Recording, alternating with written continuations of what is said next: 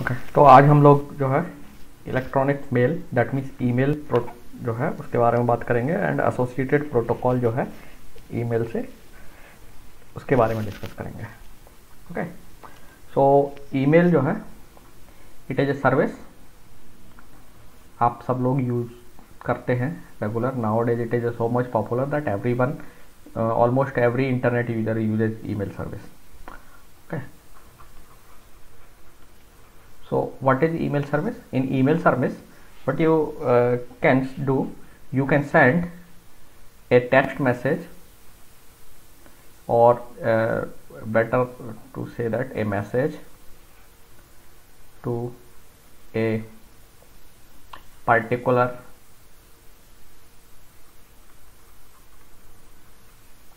user with an email ID. Okay, तो आप जानते हैं जैसे ईमेल सर्विस में क्या होता है, एवरी जो भी ईमेल सर्वर में जो रजिस्टर्ड यूज़र है, तो registered user will have an ID like let's say abc@gmail.com. This is the gmail.com, it is the mail server, and this is the you can say that the identifier for the user.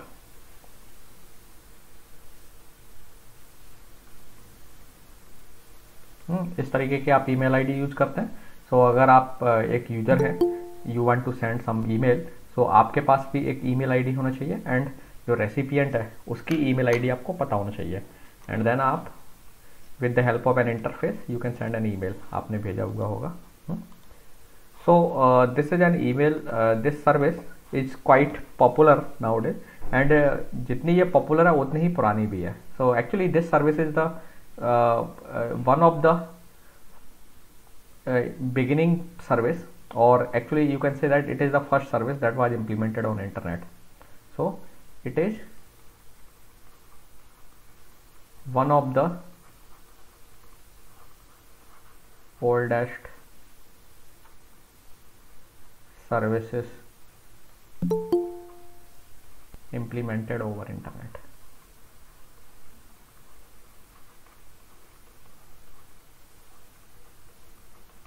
Okay, and जो email जो service है इसके पीछे जो protocol है that is called SMTP, and it is called full form है simple mail transfer protocol. Okay,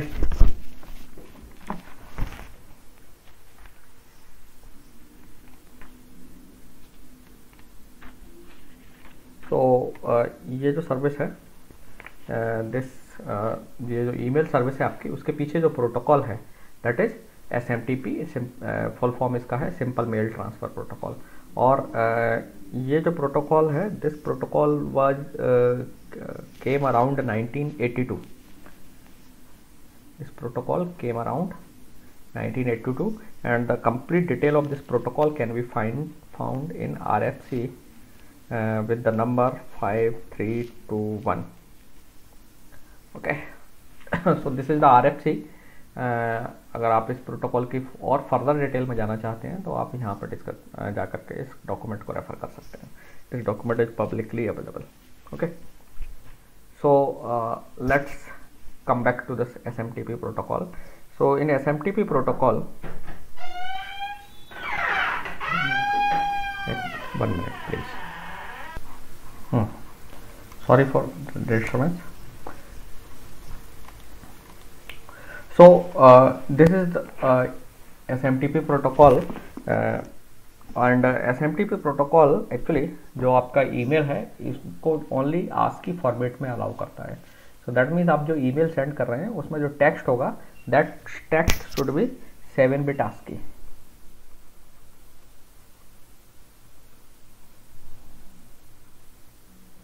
that means आपका जो ईमेल है, अगर आप इस यहाँ पर ध्यान दें तो 7-bit ASCII का मतलब हुआ, so how many characters can be used, that means 2 की पावर 7 अराउंड 120। तो ASCII जो कोड है आपका उसमें जो टेक्स्ट कैरेक्टर्स हैं दैट ओनली कर. So it actually allows only the simple characters in your email. Simple text based characters in an email. But now you have seen that now in the current email service you can send image, you can send audio, you can also send videos, and also send your email in some other languages also. So we will come to that point or later. But initially जो email protocol है तो वो 7-bit ASCII code को ही allow करता था. उसके पीछे एक स्पेसिफिक रीजन भी था कि उस समय जो सर्विसेज थी बहुत ज़्यादा पॉपुलर नहीं थी और ईमेल में लोग सिंपल टेक्स्ट मैसेज भेजा करते थे. ठीक है, तो उस समय जो इमेज, ऑडियो, वीडियो, इतना ये सब कंटेंट रिक्वायर्ड भी नहीं थे और इतने कंटेंट्स के लिए जो डिवाइसेस भी इवन अवेलेबल नहीं थी that time. So that time जो जनरली जो इंटरनेट का, जैसे मैंने पहले भी बताया था, इस्तेमाल जो है ज़्यादातर यूनिवर्सिटीज़ और गवर्नमेंट ऑफिस करते थे. तो वो क्या करते थे, they use to send simple messages, they use to exchange the simple messages. तो इस मैसेजेस एक्सचेंज के लिए ईमेल सर्विस इस्तेमाल होती थी. Okay, so that's why that time the SMTP protocol was designed to support only 7-bit ASCII code. So ये protocol को simple भी बनाता है. Okay, now let's come back to the components in your SMTP protocol. Okay, so SMTP protocol में आपके जो mainly अगर आप ईमेल सर्विस में कंप्लीटली देखें तो आपके ईमेलिंग में एक्सक्यूज मी सो जो ईमेल सर्विस है उसमें आपके मेनली 3 कंपोनेंट्स हैं. मेनली 3 कंपोनेंट्स इन्वॉल्व हैं. We will discuss those components in detail. तो सबसे पहला है आपका user agent. Now user agent का क्या रोल है कि so user agent is an application. Actually it is an application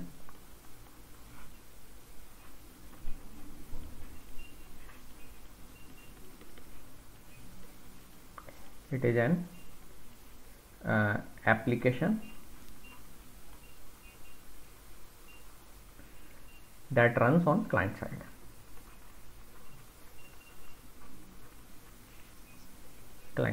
Or client machine. Okay, now user agent का काम क्या होता है? It is an actually application जिसकी मदद से यूजर क्या कर सकता है, अपना ईमेल प्रिपेयर कर सकता है और it also give some interface जिसकी मदद से जो ईमेल सेंड की सकते हैं एंड इवन जब आप मेल रिसीव करते हैं तो अपना रीड भी कर सकते हैं. ठीक है, सो जो मेनली यूजर एजेंट है इसका काम क्या है? It will give you an interface like it may offer an screen जहाँ पे आप ईमेल के लेट्स से किसको ईमेल भेजना है, टू, फ्रॉम. आपने अभी भी करेंटली देखा होगा जब आप एक ईमेल कंपोज करते हैं तो आपके सामने एक बॉक्स खुलता है ना, एंड उस बॉक्स में आप किसको सेंड करना है तो आप टू मेंशन करते हो. फ्रॉम में आपका ईमेल आईडी बाय डिफ़ॉल्ट होता है. देन आप सब्जेक्ट बताते हैं, सो हेडर और जो भी रिक्वायर्ड इन्फॉर्मेशन है वो आप देते हैं एंड देन आप अपना मैसेज टाइप करते हैं. सो that is actually an application जिसकी मदद से आप अपना ईमेल रीड कर रहे हैं, कंपोज कर रहे हैं, है ना.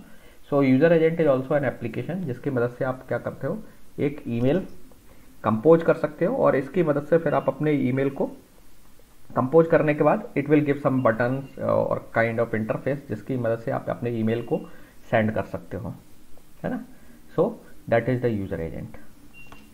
सो यूज़र एजेंट के थ्रू आप जो है इंटरेक्ट करते हैं as a client. Then next component है आपका mail server. Okay, so mail server actually एक there are multiple servers are involved. So a mail server, or you can say that it is an email server. So in case of that email service, you have multiple email servers and these email servers actually accept emails. So जो mail server है it is running on some server machine and it accepts the emails for its registered users. Like आपके पास एक अगर मान लीजिए Gmail service है आपकी and Gmail service will have a server So I am drawing it as a kind of laptop, but it is a powerful machine. So it is a Gmail server, let's say. And what Gmail server does, it actually receives the emails for its registered users. So for example, अगर आपके पास एक Gmail की ID है, तो यहाँ पर generally जितने भी रजिस्टर्ड यूजर्स हैं, तो generally each user is given a address, जैसे हम मेल, और you can say that there is a space is given here, that is called mail box. जैसे आपने लेटर बॉक्स में देखा होगा कि आप अपने घर में कई बार एक बॉक्स घर के बाहर लगा देते हैं, जिसमें अगर कोई भी लेटर आता है तो वो पोस्टमैन आपके प्रेजेंट नहीं है तो वो लेटर वहाँ पर ड्रॉप कर जाता है। So that kind of male box, so it is called mail box. So Gmail server या जो भी मेल सर्वर है, it actually what it does, it actually receives emails on behalf of you. तो अगर आपने आपको किसी ने मेल भेजा है, तो आपको आपका वो मेल सर्वर जो होगा, जो भी आपने अगर जीमेल्स की मेल आईडी है आपके पास, so somebody is sending an email to you, so you will receive that email. Okay, so वो कैसे रिसीव करते हो आप, एक्चुअली आपका जीमेल सर्वर या जो भी करस्पॉन्डिंग सर्वर होगा वो आपका मेल रिसीव करता है। ओके, एंड देन आपका जो मेल आता है उसे वो मेल बॉक्स में सेव कर लेता है। Okay, so actually it gives a space for to you. आपको एक सर्वर पे मेमोरी में एक स्पेस अलोकेट किया जाता है, और इस स्पेस को आपके ईमेल से आइडेंटिफाई किया जाता है, इसलिए हम इसे ईमेल मेल बॉक्स बोलते हैं। तो ईच यूजर जो जीमेल की सर्विस के साथ रजिस्टर है will be given a mail box. Okay, so यहीं पर आपके मेल जाकर के स्टोर होते हैं। सो जो आप मेल रिसीव कर रहे हैं वो मेल बॉक्स में आएंगे। सिमिलरली आप जो मेल सेंड करते हैं वो भी पहले यहीं आते हैं, फिर यहाँ से आगे फॉरवर्ड होते हैं। So we will come to that. Okay, so जो मेल सर्वर है ये क्या करता है, इसका काम क्या है कि यूजर के बिहाफ पर मेल रिसीव करना है, और भी कुछ काम है, we will discuss them later. So mail server is there and then SMTP protocol is there. So SMTP protocol क्या है, it is the protocol that is used by mail servers. जैसे मैंने कहा ना कि ईमेल सर्विस में multiple mail servers होते हैं। जैसे आपने देखा अकेले जीमेल का ही सर्वर नहीं है, यू हैव अदर सर्विस, जिसमें याहू है जो मेल सर्वर सर्विस ऑफर करता है। सो yahoo.com आपका मेल सर्वर है एक और, तो याहू का मेल सर्वर हो सकता है। देन हॉटमेल हो सकता है, hotmail.com। सर एक्सक्यूज मी, तो हाँ हाँ सर कोई ज्वाइन करना चाह रहा है।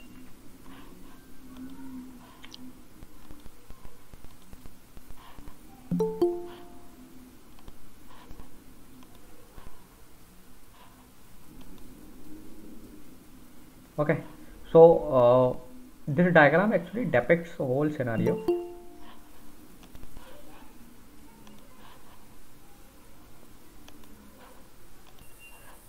No problem, sir.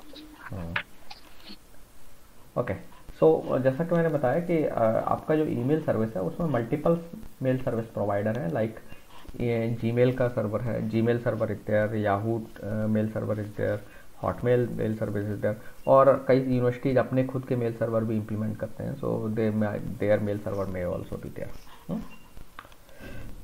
Okay, so now on internet, so you can see that there are multiple mail servers. This is one mail server, this is one mail server, that is one mail server.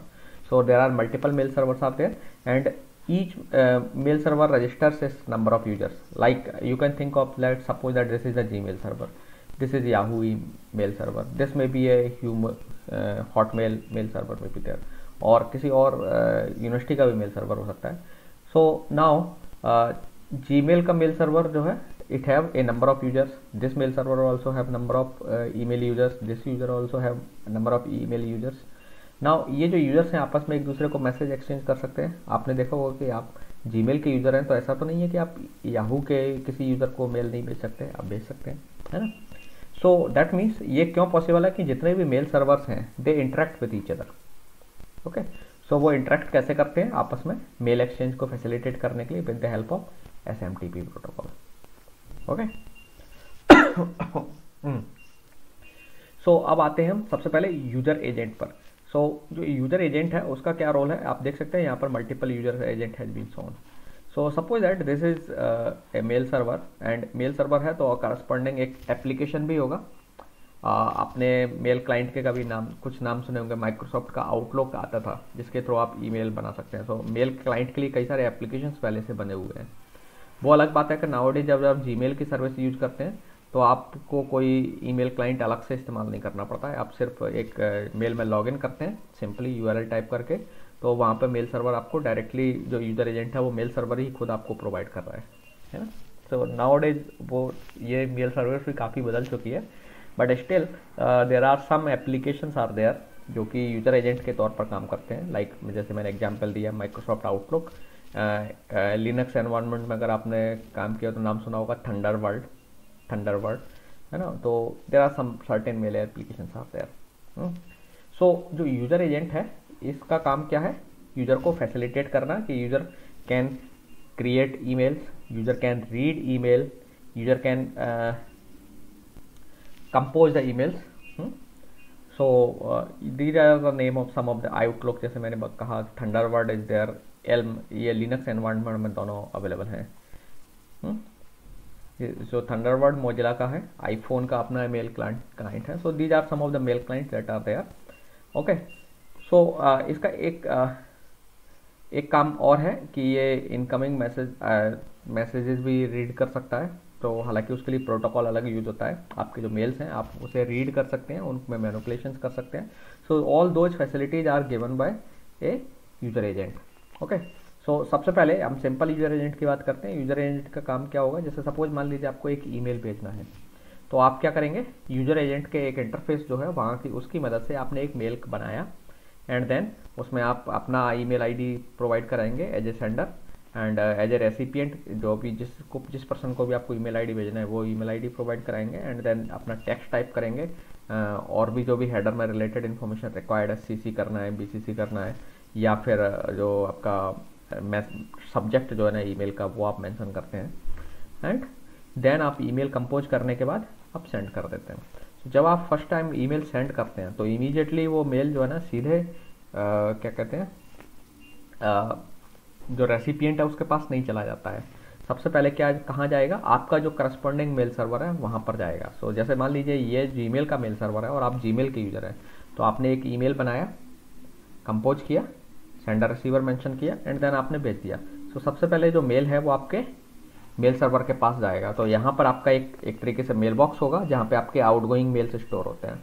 सो आपका जो mail server है आपके जो भी outgoing mails हैं उनको भी accept करता है and it will keep them in A Q. Okay, जो आप देख सकते हैं ब्लू कलर में, जो सॉरी येलो कलर में दिखाया गया है, that is a queue. So mail server के पास मेल में क्यू में बहुत सारे ईमेल्स हो सकते हैं। नाउ इस मेल सर्वर का काम है कि अब जो मेल इसे रिसीव हुए हैं सेंड करने के लिए, ये उनको रेस्पेक्टिव ईमेल सर्वर्स को हैंड ओवर कर दे। So now suppose this is the Gmail server and this is Yahoo server, और आपने एक जीमेल के यूजर ने याहू के यूजर को ईमेल भेजा है।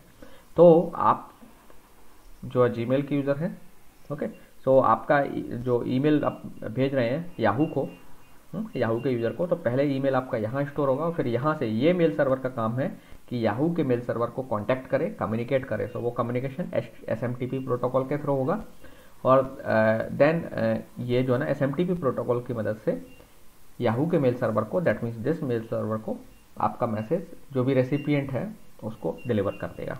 ठीक है, सो बीच में कुछ हैंडशेकिंग और कुछ पैरामीटर एक्सचेंज होते हैं, देन मैसेज एक्सचेंज होगा एंड जब मैसेज रिसीव हो जाएगा मेल सर्वर से, तो this mail server will confirm the receipt of the message and then जो भी आपका जिस रिसीवर था उसके यहाँ पर मेल सर्वर होगा वहाँ पर ये मैसेज जा करके सेव हो जाएगा एंड जब भी वो ऑनलाइन होगा या ऑनलाइन होगा तो वो मैसेज रीड कर लेगा। So now one more important thing you should remember about this email service, it is a asynchronous service. ठीक है, asynchronous service. So asynchronous service, or you can say that asynchronous mode of communication or asynchronous communication.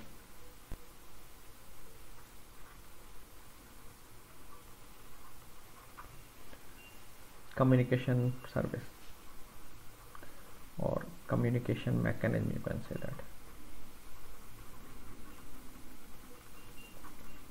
So asynchronous से मेरा मतलब है कि इसमें जब आप इंफॉर्मेशन एक्सचेंज कर रहे हैं तो नेसेसरी नहीं है कि दोनों यूजर्स एक साथ ऑनलाइन हो।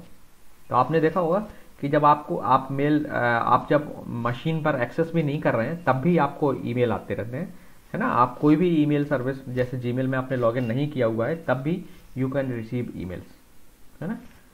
सो आप ऑनलाइन हो या ऑफलाइन हो उससे कोई फर्क नहीं पड़ता है, you can receive the emails in both the cases. Synchronous का एग्जाम्पल क्या है, जब चैट करते हैं ऑनलाइन, तब जब दोनों लोग ऑनलाइन होते हैं तभी चैट पॉसिबल होती है, ऑफलाइन में तो नहीं होती चैट पॉसिबल, है ना। एक यूजर ऑनलाइन है और एक ऑफलाइन है तो चैट नहीं होती है। So chat is a synchronous service but email is a asynchronous communication service. So asynchronous में क्या होता है, दोनों पार्टी का एक साथ ऑनलाइन होना या एक साथ कनेक्ट होना नेसेसरी नहीं है। जैसे आप एक वॉइस कॉलिंग करते हैं, that is also a synchronous service. Voice calling कर रहे हैं या वीडियो कॉलिंग कर रहे हैं, that are examples of synchronous communication. Okay, email is a example of asynchronous service जिसमें दोनों पार्टी का एक साथ ऑनलाइन होना जरूरी नहीं है। ओके, सो नाउ आपका काम क्या होगा, एज ए यूजर एजेंट आपने ईमेल बनाया और मेल सर्वर को भेज दिया। इतना काम यूजर एजेंट का काम है। और यूजर एजेंट साथ में आपके जो मेल्स यहाँ पर रिसीव हुए आपके मेल बॉक्स में, जो भी मेल बॉक्स होगा यहाँ पर, वहाँ से आपके मैसेज को वो डाउनलोड कर सकता है। आप उनको मेल्स को डिलीट करना है डिलीट करिए, उनको स्टार मार्क करना है, फोल्डर्स में अरेंज करना है, you can do that. Okay, so now हम आते हैं मेल सर्वर पर। मेल सर्वर पर क्या होता है, सो जैसा कि मैंने बताया मेल सर्वर है contains mail box. Okay, so जो यूजर्स हैं, जितने भी रजिस्टर्ड यूजर्स हैं, उनके लिए एक मेल बॉक्स होता है। और मेल सर्वर क्या करता है, जैसे आप अगर जीमेल से रजिस्टर्ड हैं तो जीमेल आपको एक मेल बॉक्स बना करके देगा अपने सर्वर पर, और उस मेल बॉक्स में आपके जितने भी मैसेज हैं वो जा करके सेव होते जाते हैं। आप ऑनलाइन रहें या ऑफलाइन रहें उससे कोई प्रॉब्लम नहीं पड़ती, क्योंकि आपका मेल बॉक्स हमेशा ऑनलाइन है। सो ओबियसली सर्वर हमेशा ऑनलाइन रहता है, तो चूंकि आपका मेल बॉक्स है तो आपके बिहाफ पर आपका जो सर्वर है वो मेल रिसीव करता रहता है और आपके मेल बॉक्स में स्टोर करते चला जाता है ऑर्डर ऑफ अराइवल में। जैसे जैसे वो टाइम, जिस ऑर्डर में वो आते हैं उसी ऑर्डर में उनको अरेंज करता चला जाता है। इसके बाद जो आप मेल सेंड करते हैं तो आपके मैसेज की वो क्यू भी मेंटेन करता है। So message of outgoing mail message, जिसको जितने भी मेल सर्वर के पास आते हैं ट्रांसमिशन के लिए, तो वो उनकी क्यू मेंटेन करता है और एक एक करके उनको फिर उनके करस्पॉन्डिंग रेसिपिएंट्स को भेजता जाता है। ठीक है, अब क्यूज में वो कई तरीके का ऑप्टिमाइजेशन लगा सकता है, जरूर नहीं है कि वो क्यू फीपो हो। ओके, देन जो SMTP प्रोटोकॉल है, SMTP प्रोटोकॉल क्या करता है, it is a client server based protocol. So SMTP is a client server based protocol. तो आप देखेंगे इसमें SMTP में जो सेंडिंग, जो आप अगर मेल सेंड कर रहे हैं, ओके, तो आपका जो मेल सर्वर है that will become the client, और आप जिसको मेल भेज रहे हैं उसका mail server will become the server. ठीक है, सो जो रिसीविंग जो पार्टी है उसका मेल सर्वर होगा और आपका मेल सर्वर क्लाइंट की तरह काम करेगा। ओके, सो ओबियसली SMTP जो है ना client server based protocol, so one will be the client and one server will be the server. So suppose this is your server, so चूंकि आप मेल भेज रहे हैं तो आपका सर्वर क्लाइंट है and this is the server of the receiver, जिसको email आप भेज रहे हैं उसका सर्वर है, तो that will be the server. So this will behave as a client, this will behave as a server. Now one more thing, now जो TCP है, तो SMTP प्रोटोकॉल जो है चूंकि मैसेज एक्सचेंज के लिए इस्तेमाल हो रहा है, तो मैसेज एक्सचेंज के लिए आपको ट्रांसपोर्ट लेयर की सर्विस की रिक्वायर्ड होगी। तो जो डेटा ट्रांसपोर्ट करना है तो either you have option to use UDP और you have option to use TCP। So SMTP protocol जो है TCP इस्तेमाल करता है, TCP की सर्विसेज लेता है। सो जब इस मेल सर्वर के पास एक मेल आता है जो इसे भेजना है, इस मेल सर्वर को भेजना है, तो पहले इन दोनों के बीच में एक कनेक्शन रिक्वायर्ड होगा। ओके, क्योंकि आप TCP की सर्विस इस्तेमाल कर रहे हैं। सो दैट मीन्स ये क्लाइंट जो है ना, client will initiate A TCP connection और सर्वर उसको एक्सेप्ट करेगा, एंड देन दोनों के बीच में जब TCP कनेक्शन इस्टेब्लिश हो जाएगा, देन मेल कुछ पैरामीटर एक्सचेंज होगा एंड देन ईमेल ट्रांसमिशन हो जाएगा। ओके, सो ओबियसली जब आप TCP प्रोटोकॉल की बात कर रहे हैं, ट्रांसपोर्ट लेयर के प्रोटोकॉल की बात कर रहे हैं, तो पोर्ट की बात आएगी।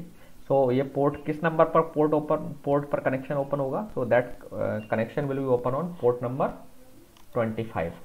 सो SMTP जो है वो पोर्ट नंबर 25 इस्तेमाल करता है। ठीक है, सो SMTP सर्वर को आप हमेशा पोर्ट नंबर 25 लिखना है मुझे, 25 पर रीच कर सकते हो। सो ये वेल नोन पोर्ट है, ध्यान रखना है।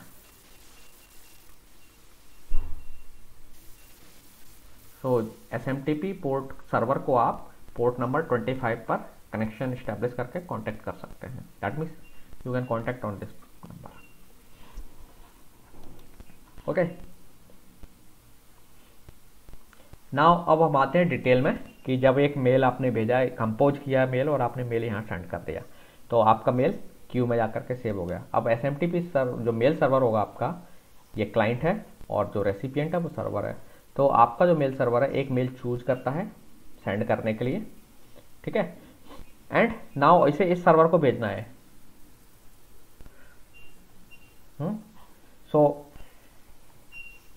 सबसे पहले हैंड शेकिंग होगी। तो क्या क्या फेसेस होंगे that let's see.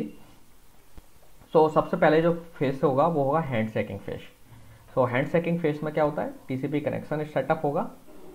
Okay, TCP connection setup के बाद दोनों जो है ना कंफर्म करेंगे कि जो सबसे पहले ये जो सर्वर है ये कंफर्म करेगा कि सेंडर और रिसीवर के बीच में मेल एक्सचेंज हो सकता है कि नहीं हो सकता है। क्योंकि कई बार होता है कि मान लीजिए आपको आपका अकाउंट सस्पेंडेड है तो आपको ईमेल नहीं मिल सकते। तो सपोज आप जिस पर्सन को ईमेल भेज रहे हैं वो पर्सन का अकाउंट सस्पेंडेड है तो सर्वर डिनाई कर देगा, है ना। या आप सेंडर हैं और आपको ब्लॉक कर रखा है कि हमें आपसे ईमेल रिसीव नहीं करना है समहाउ किसी वजह से। तो अगर रेसिपिएंट भी सेंडर भी परमिटेड नहीं है मेल सेंड करने के लिए तो वो भी चेक किया जाएगा। सो दैट मीन्स पहले ये दोनों कंफर्म करेंगे कि सेंडर और रिसीवर एक दूसरे को मेल मतलब sender can send the message to the receiver और नॉट, और रिसीवर जिस नाम का जो आप ईमेल आईडी दे रहे हैं रिसीवर का, वो रिसीवर एक्चुअली एग्जिस्ट करता है कि नहीं करता है, ये भी जो ना कंफर्म करना पड़ता है। तो आपका जो मेल सर्वर है दैट मीन्स जो सेंडिंग मेल सर्वर है that means client will confirm confirm to the mail server कि ये आईडी है कि नहीं है। तो सर्वर मेल सर्वर जो होगा जो आपका जो रेसिपिएंट वाला है वो बताएगा कि ये यूजर एग्जिस्ट करता है या नहीं करता है। अगर यूजर एग्जिस्ट नहीं करता है देन इट विल डिनाई और कम्युनिकेशन नहीं होगा, otherwise everything will go smoothly further. So पहले हैंड शेकिंग होगा और जब हैंड शेकिंग कंप्लीट हो जाती है तो हैंड शेकिंग के बाद मैसेज का ट्रांसफर होगा और जब मैसेज ट्रांसफर कंप्लीट हो जाएगा then the connection will be closed. So we will see that कि कौन से किस तरीके से मैसेज एक्सचेंज होता है। ये मैं आपको बता चुका हूँ कि जो मैसेजेस हैं वो आस्की कमांड्स के थ्रू एक्सचेंज होंगे। जो कमांड्स जितनी भी शेयर होती हैं वो आस्की कमांड टाइप की ही होती हैं। जैसे आपके FTP में जो कमांड्स एक्सचेंज होती थी वो आस्की कोड में थी, वैसे ही कमांड्स एक्सचेंज होती हैं दोनों क्लाइंट और सर्वर के बीच में मैसेज एक्सचेंज के दौरान। और जो रिस्पॉन्सेस हैं वो भी उसी फॉर्मेट में आते हैं और उसमें रिस्पॉन्स में दो चीज़ें होती हैं, एक स्टेटस कोड होगा और एक एसोसिएटेड मैसेज होगा जो बताएगा कि रिस्पॉन्स का क्या मतलब है। ओके, सो जो रिस्पॉन्स और उसके करस्पॉन्डिंग रिस्पॉन्स कोड है या स्टेटस कोड है और उसके करस्पॉन्डिंग जो मैसेज है उनकी डिटेल आप RFC में देख सकते हैं जाकर के। ओके, ये मैं आपको पहले ही बता चुका हूँ कि जो मैसेज होगा वो 7 बिट ASCII कोड होगा। So let's take an example, so आपको चीज़ें ज़्यादा क्लियर होंगी। So suppose that Alice is a user, so Alice want to send a email to Bob. Okay, so let's say Bob की ID है bob@someschool.edu। Now आप देखेंगे जब email ID को एनालाइज करेंगे तो ये बॉब और एट, सो एट के पहले जो होता है वो यूजर का एक तरीके से आइडेंटिफायर है। इट आइडेंटिफाइज द यूजर और you can say that it identifies the user's mail box at the mail server of the Bob. So Bob के मेल सर्वर को बॉब से आइडेंटिफाई किया सकता है। एंड देन एट के बाद जो पार्ट है ये है host name of the mail server, मतलब मेल सर्वर का होस्ट नेम क्या है। इंटरनेट पर हर मशीन का एक नेम होता है ना, होस्ट नेम, तो that host name is required. So someone.edu is the host name of the Bob's mail server. Similarly जब बॉब के पास मेल आईडी है तो एलिस की भी अपनी एक मेल आईडी होगी, है ना। सो उसको बाद में आ जाएंगे। सो सबसे पहले एलिस अगर इस बॉब को इस मेल आईडी पर मैसेज करना चाहती है तो एलिस को क्या करना पड़ेगा, यूजर एजेंट को यूज करेगी। So Alice will use the user agent, अपना मैसेज बनाएगी एंड इसके बाद it will send the message. उसमें मैसेज बनाने के बाद सेंडर रिसीवर मेंशन करके और जो भी इन्फॉर्मेशन रिक्वायर्ड है वो फिल करने के बाद मैसेज सेंड कर देती है। मैसेज सेंड करने के बाद एलिस का जो मैसेज है जो बॉब को भेजा गया है वो सबसे पहले एलिस के मेल सर्वर पर जाके स्टोर होगा। ओके, सो नाउ एलिस का मेल सर्वर जो है अब क्या करेगा, बॉब को मैसेज भेजना है चूंकि, सो एलिस का मेल सर्वर ये जो होस्ट है that means it is again a mail server, ध्यान रखना ये भी एक मेल सर्वर है, तो इसको कांटेक्ट करेगा।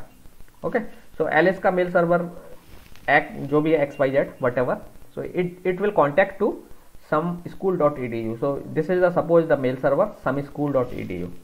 okay, so now इस केस में एलिस का मेल सर्वर क्लाइंट हो गया और बॉब का mail server that means this one is this server. Okay, now mail server जो है एलिस का mail server TCP connection initiate करता है। सो टीसीपी कनेक्शन के लिए आपको मालूम है कुछ 3-वे हैंडशेक होता है, 3-वे हैंडशेक हो गया, पोर्ट नंबर 25 पर कनेक्शन सेटअप हो गया। इसके बाद एलिस का मेल सर्वर जो है बॉब को के मेल सर्वर को मेल दे देगा। So you can see that step 4 the exchange हो रहा है and then step 5 mail server क्या करेगा, बॉब का मेल सर्वर बॉब को, अगर बॉब ऑफलाइन है तो मेल को, ऑफलाइन हो या ऑनलाइन हो जो भी हो दोनों केसेस में वो मेल को पहले बॉब के मेल बॉक्स में सेव कर देता है। अब नाउ अगर बॉब ऑनलाइन है तो इमीडिएटली वो मैसेज देख सकता है, अदरवाइज जब भी वो ऑनलाइन होगा तो बॉब भी एक यूजर एजेंट यूज करेगा और यूजर एजेंट एक्सेस कर लेगा मेल को यहाँ से and then Bob can read the mail.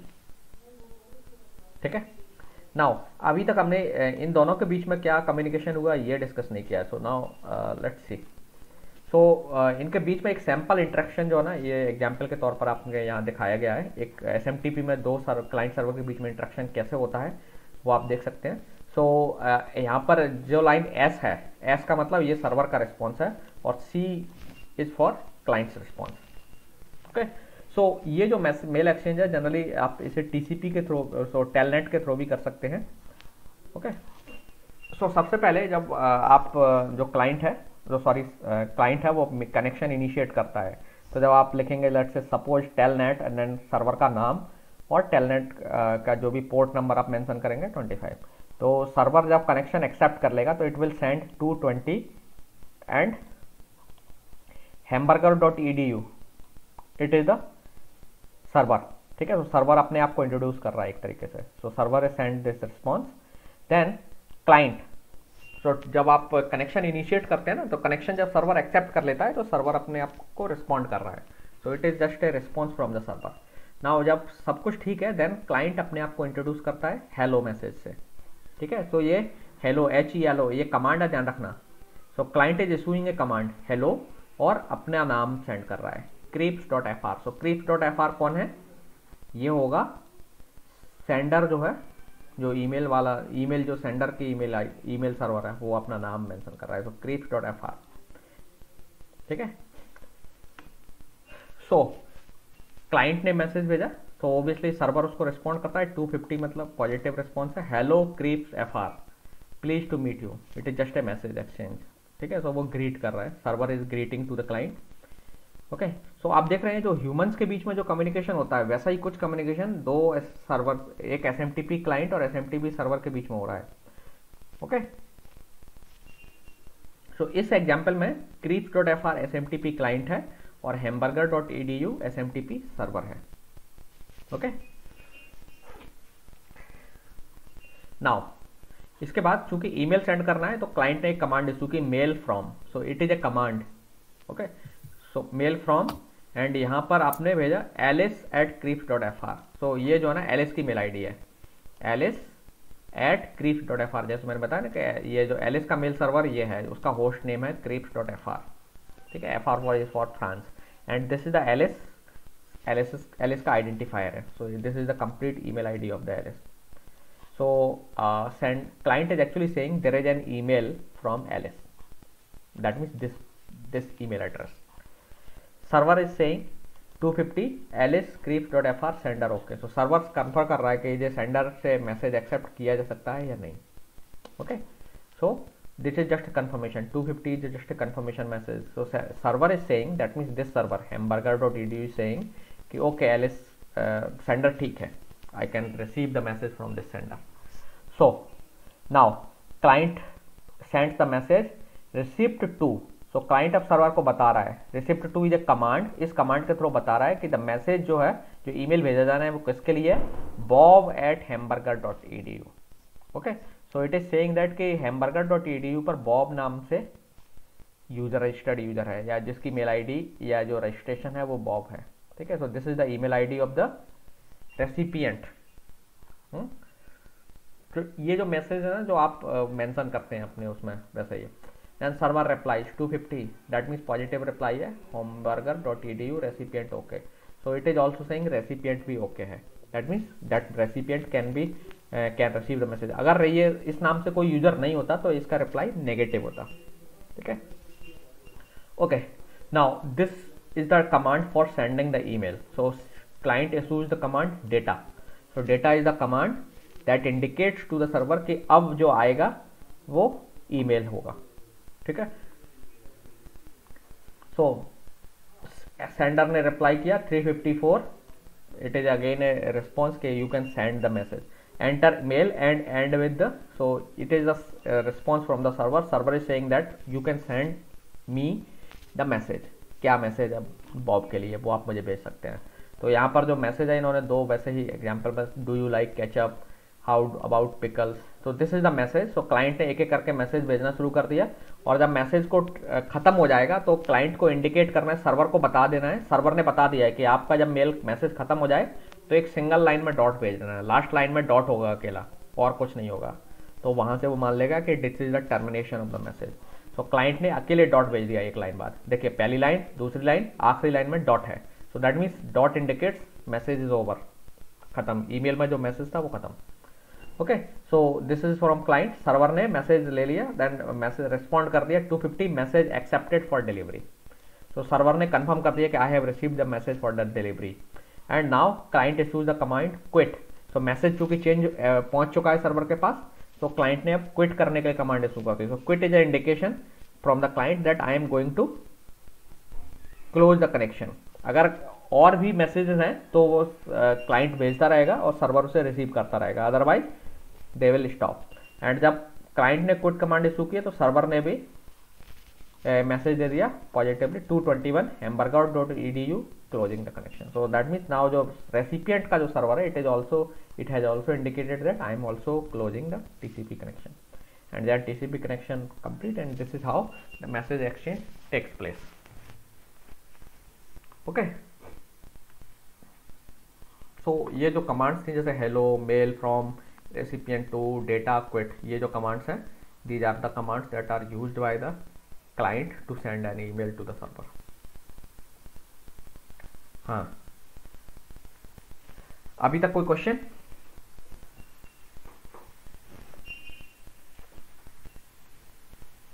Any question?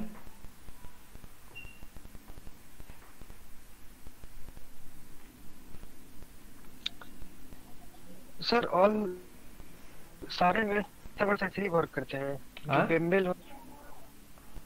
हाँ, ऐसे ही प्रोटोकॉल SMTP ही है, सेम प्रोटोकॉल है, लेकिन अब यूजर एजेंट और वो सब डिलीवरी का तरीका बदल गया है. यूजर एजेंट का रोल खत्म कर दिया है अब लोग, जितने भी मेल सर्वर्स हैं उन्होंने, मेलिंग सर्विस है उन्होंने.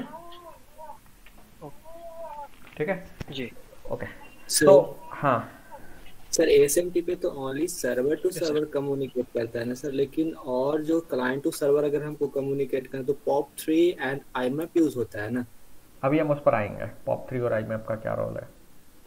Okay okay, so let's summarise SMTP. तो SMTP एक्चुअली जो है परसिस्टेंट कनेक्शन इस्तेमाल करता है. जैसे मैंने बताया ना कि ये जो क्विट कमांड थी, ये क्विट कमांड तभी इशू की जाती है जब क्लाइंट के पास कोई भी ईमेल और भेजने के लिए नहीं है. नहीं तो क्लाइंट के पास अगर मल्टीपल ईमेल्स हैं hamburger.edu सर्वर के लिए, अब ये ईमेल जरूर नहीं है ये बॉब के लिए था, किसी और यूजर के लिए भी ईमेल हो सकता है क्लाइंट के पास, क्योंकि दो मेल सर्वर जब बात कर कम्युनिकेट कर रहे हैं, तो जैसे जीमेल का सर्वर याहू को कुछ ईमेल्स भेज रहा है, तो उसके पास बहुत सारे यूजर से आया होगा जिसके रेसिपिएंट याहू के मेल सर्वर होंगे. तो जब वो कनेक्शन सेटअप कर रहा है तो सारे ईमेल्स को वो एक साथ भी भेज सकता है, एक एक करके, मतलब एक ही कनेक्शन पर. सो जो भी डेटा है उसके पास सर्वर जो क्लाइंट होगा वो एक साथ एक एक करके भेज देगा एक ही कनेक्शन पर। So that means the connection is persistent in nature. ऐसा नहीं है कि एक ईमेल भेजा कनेक्शन क्लोज, फिर अगला ईमेल भेजना है तो फिर से कनेक्शन सेटअप करो, that is the case. Okay, so ये ऐसे परसिस्टेंट कनेक्शन इस्तेमाल करता है। दूसरा ये तो अब डिस्कस कर चुके ही हैं कि SMTP 7 बिट ASCII इस्तेमाल करता है, और एंड ऑफ मैसेज के लिए एक line dot then clear line, empty line जो है ना इस्तेमाल होती है। नाउ SMTP को अगर आप HTTP से कंपेरिजन करें तो HTTP प्रोटोकॉल पे याद होगा आपको, HTTP is a pull protocol. मैंने आपको बताया था पुल का मतलब क्या होता है, या इसे पुल प्रोटोकॉल क्यों बोलते हैं HTTP को, क्योंकि HTTP में क्या होता है कि जो वेब सर्वर है, वेब प्रोवाइडर, जो भी सर्विस प्रोवाइडर है वो क्या करता है, वेब सर्वर के ऊपर कुछ डेटा रख देता है एंड क्लाइंट को जरूरत होती है तो वो उस डेटा को HTTP की मैसेज से डाउनलोड कर लेता है। ओके, तो HTTP में आप क्या करते हो, कंटेंट फेच करते हो। जैसे यूनिवर्सिटी की साइट पर कई सारे वेब पेजेस हैं, तो वो उसमें यूनिवर्सिटी की से रिलेटेड इन्फॉर्मेशन है, तो आपको कुछ भी इन्फॉर्मेशन चाहिए तो आप यूनिवर्सिटी के वेब सर्वर से जाकर डाउनलोड कर लेते हो, मतलब वेबसाइट एक्सेस करके कर लेते हो। Okay, so HTTP is a kind of pull protocol जिसमें डेटा डाउनलोड किया जा रहा है क्लाइंट के द्वारा। लेकिन SMTP जो है ना पुश प्रोटोकॉल है। तो पुश प्रोटोकॉल में क्या होता है कि जो SMTP क्लाइंट है वो डेटा सर्वर पर लोड कर रहा है, सेंड कर रहा है, सर्वर को दे रहा है। जैसे आपने देखा कि जो मेल सर्वर है, जो क्लाइंट है, एक मेल सर्वर क्लाइंट है, दूसरा मेल सर्वर उसी टाइम पर सर्वर है। तो जो क्लाइंट मेल सर्वर है, it is uploading the data to the server, है ना। So this is a push protocol. Okay, similarity अगर देखें तो दोनों ही लोग, दोनों HTTP और SMTP दोनों के दोनों ASCII कैरेक्टर्स इस्तेमाल करते हैं। तो जो कमांड्स हैं वो ASCII कोड्स में जाती हैं। जैसे आपने देखा सिंपल हेलो और ये सब कमांड्स आपकी सिंपल ASCII कोड्स में है, तो ASCII कोड टाइप की कमांड इस्तेमाल करते हैं। ओके, नाउ एक और डिफरेंस है SMTP में, लेकिन आप देखेंगे कि हम केवल ASCII कैरेक्टर्स भेज सकते हैं। HTTP में ऐसा कोई रिस्ट्रिक्शन नहीं है, आप इमेज, ऑडियो, वीडियो सब कुछ भेज सकते हैं।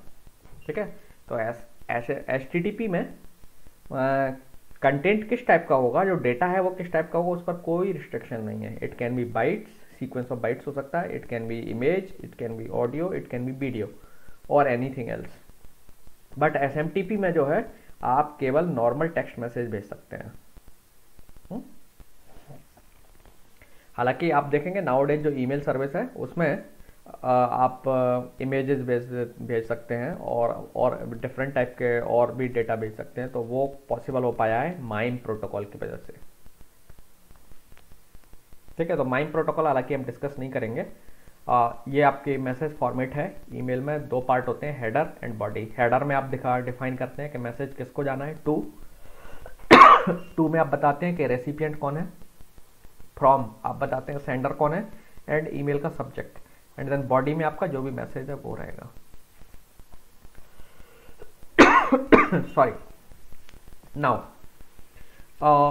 नाउ जो SMTP प्रोटोकॉल है, अगर आपने यहाँ ध्यान दिया हो तो जो SMTP प्रोटोकॉल का काम क्या है, यहाँ इन दोनों के बीच है। तो आपका जो क्लाइंट है वो सर्वर को मेल भेज देता है और सर्वर ने मेल रिसीव करके कहाँ स्टोर कर लिया, मेल बॉक्स में।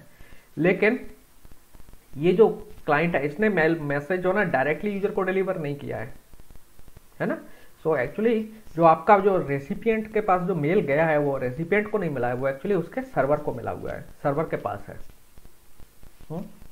सो अब क्वेश्चन अराइज होता है कि यहां से मैसेज यूजर के पास कैसे पहुंचेगा, उसके लिए कौन सा प्रोटोकॉल है। तो SMTP का रोल केवल यहां से यहां तक था, यहां से ये लिंक एंड यहां तक। यहां के बाद SMTP का रोल खत्म हो जाता है। ओके, सो यहां से मैसेज यूजर के मशीन तक जाने में भी हमें एक प्रोटोकॉल रिक्वायर्ड होता है, दैट इज डिफरेंट प्रोटोकॉल। सो इसमें एक एग्जांपल है आपका POP3 प्रोटोकॉल। सो POP3 प्रोटोकॉल के बारे में हम थोड़ी सी ब्रीफ में बात कर लेते हैं। सो POP3 जो प्रोटोकॉल है इसका काम क्या होता है कि आपके जो मेल सर्वर पर जो मेल्स हैं उनको डाउनलोड करने के लिए और उनको एक्सेस करने के लिए POP3 प्रोटोकॉल इस्तेमाल होता है। सो POP3 प्रोटोकॉल में 3 फेज होते हैं। पहला है ऑथराइजेशन फेज। सो ऑथराइजेशन फेज में आप क्या करते हैं, अपने सर्वर को अपने आप को आप वेरीफाई कराते हैं अपनी आइडेंटिटी। जैसे आपने अगर अपना ईमेल में लॉगिन करते हो ना तो आप अपना यूजर नेम पासवर्ड देते हो, है ना। तो इसमें आप क्या करेंगे, अपने आप को एक यूजर एजेंट एप्लीकेशन के थ्रू आप अपने आप को ऑथेंटिकेट करते हो। तो सर्वर आपकी आइडेंटिटी वेरीफाई करता है कि आप वही है ना। तो जैसे आपकी मुझे मान लीजिए मेरी मेल आईडी एक्सेस करनी है, तो मैं क्या करता हूँ, अपना मेल आईडी और पासवर्ड टाइप करता हूँ। तो वो जो कमांड्स हैं, आप मेरी mail ID that means user name, तो यूजर नेम कौन होगा, जो मेल आईडी में ऐड से पहले वाला जो पार्ट है वो आपका यूजर आईडी हो गया एक तरीके से, है ना। तो आपने यूजर और फिर आपका यूजर नेम, ये कमांड इशू होती है। तो आप जब दो पार्ट भेज रहे हैं ना, तो वो जो डेटा जाता है वो कैसे जाता है, यूजर, और यहाँ पे आपकी मेल आईडी का जो यूजर वाला पार्ट है वो गया यूजर कमांड से, and pass that means your password. तो आप जो दो चीज़ें टाइप कर रहे थे ना, तो आपका जो एप्लीकेशन है वो आपके बेस पर दो कमांड इशू करता है। पहली कमांड में वो यूजर स्पेस आपका यूजर नेम सेंड कर देता है आपके मेल सर्वर को। नाउ ये जो इन्फॉर्मेशन एक्सचेंज करना है मेल सर्वर को, अगेन इसमें भी टीसीपी प्रोटोकॉल इस्तेमाल होता है। ओके, सो दैट मीन्स आपका जो मशीन है जिस पर आपका जो यूजर एजेंट रन कर रहा है और दूसरी मशीन जो आपका मेल सर्वर है, उनके बीच में जो टीसीपी कनेक्शन है वो इस्टेब्लिश होता है। और इसके लिए जो POP3 जो प्रोटोकॉल है वो पोर्ट नंबर 110 इस्तेमाल करता है। ओके, सो आप जब टीसीपी कनेक्शन इस्टेब्लिश कर लेते हैं, आप लॉगिन करते हैं, तब टीसीपी कनेक्शन सेटअप होता है और उसमें आपका यूजर नेम और पासवर्ड दो कमांड्स के थ्रू पास हो जाता है। अगर आपने यूजर नेम और पासवर्ड दिया है तो करेक्ट है तो सर्वर ओके में पॉजिटिव रिस्पॉन्स भेजेगा, अदरवाइज नेगेटिव एरर मैसेज के साथ आपके पास रिस्पॉन्स आएगा। सो सबसे पहले जब आपको अपने मेल्स डाउनलोड रीड करने हैं POP3 प्रोटोकॉल के थ्रू, तो पहले आप अपने आप को ऑथराइज करते हो। देन दूसरा फेज शुरू होता है, वो है ट्रांजेक्शन फेज। तो ट्रांजेक्शन फेज में आप क्या करते हो, अपने ईमेल्स को एक्सेस कर सकते हो। तो अपने ईमेल्स में किसी ईमेल को डिलीशन के लिए मार्क कर सकते हो, अगर आपने डिलीशन के लिए मार्क कर लिया है तो उसे हटा सकते हो, एंड अपने ईमेल्स को डाउनलोड कर सकते हो। ठीक है, तो POP3 प्रोटोकॉल आपको तीन फैसिलिटी ऑफर करता है। You can delete your email, और अगर आपने एक ईमेल को डिलीट के लिए मार्क किया तो उसे वापस मार्क को हटा सकते हो, दूसरा काम। तीसरा, you can download your emails. ठीक है, सो जनरली आप जब ऐसा नहीं है कि आप वहीं पर रीड कर लें और ईमेल को वहीं छोड़ दें। तो POP3 प्रोटोकॉल क्या करता है, आपके ईमेल्स को डाउनलोड कर लेता है। तो जिस मशीन से आपने POP3 प्रोटोकॉल के थ्रू लॉगिन किया है, तो आपके ईमेल्स उसी मशीन पर डाउनलोड हो जाते हैं। ओके, सो जब आपके डाउनलोड हो गए ईमेल्स, तो आप अपनी लोकल मशीन पर मेल्स को किसी भी तरीके से फोल्डर्स में और सब ऑर्गेनाइज कर सकते हो। आउटलुक में आप ये काम कर सकते हो आसानी से। ओके, और डिलीट करना है तो आप ये जो कमांड्स हैं जिनके थ्रू आप ये काम करते हो। सो आप यूजर एजेंट को केवल सिंपली बटन्स प्रेस करके और टैब या किसी और लिंक को प्रेस करके ये कमांड इशू करते हो। तो लिस्ट कमांड यूज होती है आपको मैसेज की लिस्ट डिस्प्ले करने के लिए। रिट्रीव कमांड यूज होती है मैसेज को रिट्रीव जो मैसेज को डाउनलोड करने के लिए। डिलीट किसी मैसेज को डिलीट करने के लिए, और क्विट कमांड होती है एग्जिट करने के लिए ट्रांजेक्शन फेज। ओके, नाउ इसमें जो तीसरा फेस होता है अपडेट फेस होता है। तीसरा एक और फेस है, हाँ अपडेट फेस नहीं लिखा है यहाँ। सो जो आखिरी फेस होता है वो अपडेट फेस होता है। जब ट्रांजेक्शन फेस कंप्लीट हो जाता है, दैट मीन्स आप क्विट कमांड इशू कर देते हैं। तो क्विट कमांड इशू करने के बाद आप लॉग आउट हो जाते हैं और ऑटोमेटिकली सर्वर पर एक तीसरा फेस शुरू होता है जिसे आप अपडेट बोलते हैं। तो अपडेट फेस में क्या होता है, जिन ईमेल्स को आपने डिलीशन के लिए मार्क किया था वो वहाँ से डिलीट हो जाते हैं, जिनको डाउनलोड कर लिया था वो डिलीट हो जाते हैं सर्वर से। सो नाउ POP3 जो प्रोटोकॉल है, इसमें इसका एक ड्रॉबैक है कि आप जब ईमेल्स को रिट्रीव करते हो तो वो सर्वर से डिलीट हो जाते हैं और आपकी लोकल मशीन पर आ जाते हैं।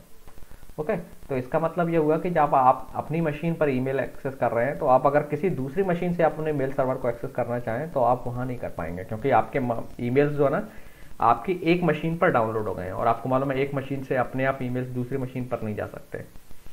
Okay, so this was the disadvantage of the POP3 protocol. दूसरा प्रॉब्लम एक और थी कि आप अपने ईमेल्स को सर्वर साइड पर ऑर्गेनाइज करके नहीं रख सकते। जैसे अभी आप देखते हो ना, आप अपने ईमेल्स को आप इनबॉक्स में और कई सारे फोल्डर्स में ऑर्गेनाइज करके रख सकते हो, अपने कस्टमाइज्ड फोल्डर बना सकते हो। तो वो POP3 प्रोटोकॉल के साथ पॉसिबल नहीं था। तो इसलिए एक और नेक्स्ट जो प्रोटोकॉल आया दैट इज IMAP। अच्छा इसमें नहीं लिखा, अच्छा है।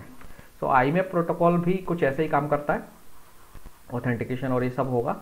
लेकिन IMAP प्रोटोकॉल जो है वो आपको फैसिलिटी देता है कि आपके ईमेल्स को मेल सर्वर पर ही रखता है। मतलब मीन्स अगर आप अपने ईमेल एक्सेस कर रहे हैं तो आपके टेम्परली लोकल मशीन पर डाउनलोड भी हो जाएंगे, आप वहाँ रीड कर लीजिए, लेकिन आपके जितने भी ईमेल्स हैं वो आपके मेल सर्वर पर बने रहते हैं। तो आप कहीं से भी अब कितनी बार भी अपने ईमेल्स को एक्सेस करिए, फर्स्ट थिंग।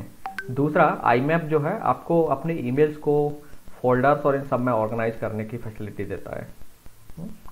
आप अपने ईमेल्स को डिलीट कर सकते हो, कई फोल्डर्स में ऑर्गेनाइज कर सकते हो। तो IMAP प्रोटोकॉल का सबसे पहला काम है कि वो हर ईमेल को किसी न किसी फोल्डर से एसोसिएट करके रखता है।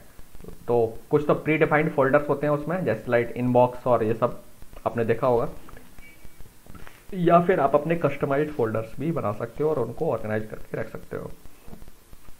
सो IMAP जो प्रोटोकॉल है वो आपको मोर फ्लेक्सिबिलिटी ऑफर करता है, but IMAP is more complex protocol in comparison to POP3। ठीक है सर माइम क्या होता है सर? MIME? माइम एक मल्टीमीडिया इंफॉर्मेशन जो आप ईमेल के साथ एक्सचेंज करना चाहते हैं तो उसके लिए प्रोटोकॉल है। तो सर ये तो उसी में होता है ना, यूजर एजेंट में जो सर्विसेज प्रोवाइड होती है। माइम एक प्रोटोकॉल है जिसके थ्रू आप अपने जो मल्टीमीडिया कंटेंट्स हैं उनको ASCII कोड में बदल सकते हो। तो उसमें भी उसका एक वेरिएंट आता है SMIME। हाँ, तो कई बार आप जैसे आप करेंटली आप ईमेल सर्विसेज देखते हो ना, तो आप कई सारे नॉन ASCII कैरेक्टर्स और डिफरेंट लैंग्वेज में आप जो ना अपना ईमेल्स भेज सकते हो, है ना। इसके बाद आप इमेज और बहुत सारी चीज़ें अपने ईमेल में एसोसिएट कर सकते हो, URLs जिसमें स्पेशल कैरेक्टर्स भी हैं, अदर लैंग्वेज के कई से लैंग्वेजेस के कैरेक्टर्स उसमें हैं, है ना। एनिमेशन, ऑडियो, वीडियो ये सब भी आप अपलोड कर सकते हो या डेटा भेज सकते हो, कुछ और अदर टाइप का भी। तो जो माइम प्रोटोकॉल है वो क्या करता है, एक आपको मैकेनिज्म ऑफर करता है जिसकी मदद से आप नॉन ASCII कैरेक्टर्स को ASCII कैरेक्टर्स में ट्रांसफॉर्म कर देते हो और फिर आप उसे वो प्रोटोकॉल के मदद से भेज देते हो SMTP प्रोटोकॉल से, क्योंकि SMTP प्रोटोकॉल केवल ASCII कैरेक्टर को ही ट्रांसपोर्ट करता है दो मेल सर्वर के बीच में, है ना। तो ऑब्वियसली आपको SMTP की सर्विस इस्तेमाल करना है, तो आपको जो यूजर ने जो डेटा दिया उसे ASCII में बदलना पड़ेगा। तो अगर उसमें कोई भी नॉन ASCII चीज़ है जो ASCII कैरेक्टर में नहीं है तो उसे ASCII कैरेक्टर में कन्वर्ट करना पड़ेगा। तो एक तरीके से वो इनकोडिंग और डिकोडिंग कर रहा है एक तरीके से प्रोटोकॉल। ठीक है, कैसे करता है वो अब नहीं जाएंगे डिटेल में क्योंकि वो आपके सिलेबस का पार्ट नहीं है। आप चाहें तो उसको पढ़ सकते हैं, RFC में वो भी अवेलेबल है। सो माइम का काम है, सो माइम का एक वेरिएंट है SMIME, सिक्योर माइम है। तो सिक्योर माइम जो ना वो आपके सिक्योरिटी के साथ जो ना आपके कंटेंट्स को कन्वर्ट करता है एंड देन ASCII कैरेक्टर बदल देता है, देन ASCII कैरेक्टर्स को आप ट्रांसमिट कर देते हो, मतलब मेल कर सकते हो और फिर SMTP की मदद से, और फिर बाद में उनको वापस उसी फॉर्मेट में कन्वर्ट करा सकते हो। ठीक है, तो ये टेक केयर करता है mime protocol, SMIME।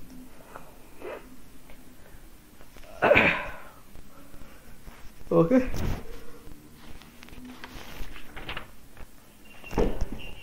So this was your email related protocol. हाँ, नाउ अब एक जो इम्पोर्टेंट पॉइंट मैं जो डिस्कस करने जा रहा हूँ वो है, आपने देखा होगा कि नाउ डे जो अभी हम डिस्कस कर रहे थे SMTP प्रोटोकॉल या ईमेल सर्विस, जो मैं वेरिएंट आपके साथ डिस्कस कर रहा था, जो करंटली जो सर्विस अवेलेबल है वो उससे काफ़ी डिफरेंट है। तो एक्चुअली क्या हुआ है कि नाउ अब जो मेलिंग सर्विस है वो वेब बेस्ड हो चुकी है। ओके, तो इसको सबसे पहले कौन लेके आया था? हॉटमेल। सबीर भाटिया का नाम सुना है आपने? Sabeer Bhatia. So he was an Indo American I guess, and उसने एक डिफरेंट टाइप की मेल सर्विस क्रिएट की थी जिसको आज हम लोग इस्तेमाल कर रहे हैं, या ये कहिए उसी का ट्रांसफॉर्मेटिव फॉर्म है। और उन्होंने हॉटमेल जो सर्विस है उन्होंने ही शुरू की थी, बाद में वो हालांकि माइक्रोसॉफ्ट ने परचेज कर ली, वो अलग बात है। वो कंपनी जो स्टार्टअप शुरू की थी, तो उसमें उसका आइडिया था कि उसने क्या किया कि सिंपली जो है ना, उसने जो आप जब अपने मेल सर्वर को जो मैसेज भेज रहे हैं वो भी HTTP के थ्रू हो जाता है, और जब आप डाउनलोड कर रहे हैं तो वो भी HTTP के थ्रू आप डाउनलोड कर सकते हो। तो अब जो मतलब एजेंट्स हैं, यूजर एजेंट, इनके बीच में जो इंटरेक्शन है वो सिंपली HTTP प्रोटोकॉल के थ्रू होता है। ठीक है, तो कम्युनिकेशन के लिए जो प्रोटोकॉल आप इस्तेमाल कर रहे थे ना, वो सिंपली HTTP प्रोटोकॉल है। हालांकि अभी भी IMAP इस्तेमाल होता है, बट जो वेब बेस्ड ईमेल सर्विस है they use the service of HTTP simply. तो HTTP से फ़ायदा क्या होता है कि HTTP is already implemented, so now already आपके जो ब्राउजर्स हैं वो HTTP से कम्युनिकेट कर सकते हैं। तो नॉर्मल ब्राउजर से आप अपनी ईमेल सर्विस को एक्सेस कर सकते हो। ओके, नाउ जो यूजर एजेंट एप्लीकेशन है, वो यूजर एजेंट के लिए जो यूजर एप्लीकेशन है, यूजर एजेंट जिसको हम बोल रहे थे अभी तक, वो भी आप HTTP के थ्रू ही डिलीवर कर देते हैं। सो नाउ डेज आप देखते हैं जैसे Gmail में लॉगिन करते हो तो आप google.com लिखते हैं तो वो आपको वेब पेज डिलीवर करता है। तो सबसे पहले जैसे यूजर एजेंट का काम क्या होता है, आप जब अपने ईमेल बॉक्स को रीड करना चाहते हो तो सबसे पहले वो आपको ऑथेंटिकेट करना होता है अपने आप को, जो कि पोस्ट ऑफिस प्रोटोकॉल में भी करते थे आप। तो अब सिंपली वो आपको यूजर नेम पासवर्ड ले लेता है HTTP के थ्रू, सिक्योर वे में HTTPS इस्तेमाल होता है एक्चुअली। तो HTTP के थ्रू आपसे यूजर नेम पासवर्ड ले लिया एंड देन आपको एक इंटरफेस प्रेजेंट होता है। आपने जीमेल सर्विस में अपना एक इंटरफेस देखा होगा, जैसे ये अगर आप इसको ऑब्जर्व करें, so you are seeing an interface. Now ये इसमें आप देखेंगे जो यूजर एजेंट काम करता था वो सब यहाँ अवेलेबल है। आप अपने ईमेल्स पढ़ सकते हैं, ईमेल्स को ऑर्गेनाइज करके रख सकते हैं, मैसेज कंपोज कर सकते हैं, all that. So now I am not using any application. User agent मेरे पास कोई नहीं है, मैंने कहीं यूजर एजेंट इंस्टॉल नहीं किया हुआ है अपनी मशीन में। मैं सिंपली एक ब्राउजर के थ्रू गूगल की मेल सर्विस एक्सेस कर रहा हूँ। So this user agent is delivered by the Google to me and मैं इस यूजर एजेंट की मदद से गूगल के मेल सर्वर से कम्युनिकेट कर सकता हूँ। और ये जो पूरा कम्युनिकेशन है वो कैसे हो रहा है, HTTP प्रोटोकॉल के थ्रू, या you can say that HTTPS, क्योंकि सिक्योर वे में कम्युनिकेशन हो रहा है। सो HTTPS तो बस जस्ट क्या है, एडिशनल आपने SSL लेयर ट्रांसपोर्ट लेयर पर जोड़ दी है, SSL TLS layer. So now I am communicating with HTTP। सो मुझे कोई सी अलग से एप्लीकेशन की भी ज़रूरत नहीं है इंस्टॉल करने की, and I have a light weight interface. So this is web based HTTP, so web based email service, जो कि जो सबसे पहले कंसेप्चुलाइज सबीर भाटिया ने की थी, और वो हॉटमेल नाम से आई थी, एंड बाद में फिर सब लोगों ने उसी को फॉलो करके अपनी ईमेल सर्विसेज को बनाना शुरू कर दिया। सो अब नाउडेज आप देखेंगे यूजर एजेंट आप इस्तेमाल नहीं करते। इवन विंडोज में जो यूजर एजेंट आता है ना, आउटलुक, माइक्रोसॉफ्ट आउटलुक, कौन इस्तेमाल करता है? आपने कभी नहीं किया, मैंने तो अपनी लाइफ में कभी नहीं किया आउटलुक को इस्तेमाल। एंड लिनक्स में भी आते हैं एल्म नाम से, और वो जो मैंने कहा थंडरबर्ड, वो भी कभी इस्तेमाल नहीं किया। नाउडेज आपको ये ऐसे ही मिल रहा है, और ये जो सर्विस है ये HTTP बेस्ड है, ठीक है।